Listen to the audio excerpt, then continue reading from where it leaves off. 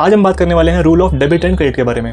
तो अकाउंटिंग करते वक्त कौन से अकाउंट को डेबिट करें और कौन से अकाउंट को क्रेडिट कैसे पता चलेगा, तो ये सीखने के लिए हमारे पास दो अप्रोचेज हैं। आज हम बात करने वाले हैं फर्स्ट अप्रोच की, which is golden rules of accounting.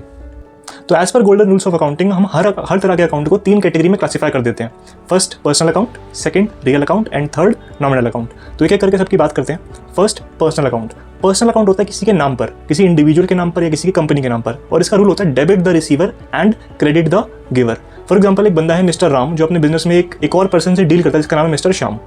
तो अगर मिस्टर राम अपनी बुक्स ऑफ अकाउंट्स में एक अकाउंट मेंटेन कर रहा है, वो मेंटेन कर रहा है मिस्टर श्याम के नाम पे।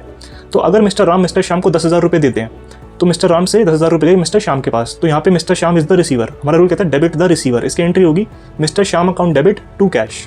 लेकिन अगर मिस्टर श्याम मिस्टर राम को 10,000 रुपये देते हैं, तो यहाँ पे mister Shyam is the giver, तो हम कहते हैं क्रेडिट द गिवर। तो यहाँ पे एंट्री में श्याम को क्रेडिट करेंगे, एंट्री होगी cash account debit to mister Shyam.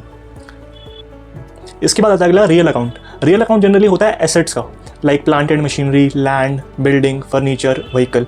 इसका रूल होता है debit what comes in and credit what goes out. जो भी हमारे पास आ रहा है दैट इज डेबिटेड, और जो भी हमारे पास से जा रहा है दैट इज क्रेडिटेड।